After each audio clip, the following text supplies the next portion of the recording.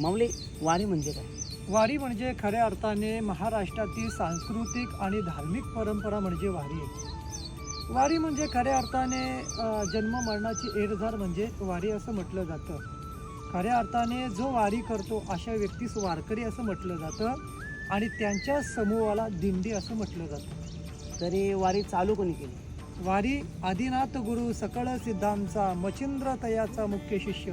आदिनाथ म्हणजे भगवान शंकर, हे आपल्या वारकरी संप्रदायाचे पहिले वारकरी आणि भगवान शंकरांनी वारी चालू केली. तर ही पंढरीची वारी लोकांना का आवडते? उदंड पाहिले उदंड ऐकिले उदंड वर्णिले क्षेत्र महिमे, ऐसी चंद्रभागा ऐसा भीमातीर, ऐसा विठेवरी देव कोठे. पंढरपुरामध्ये चंद्रभागा ही तीर्थ आहे.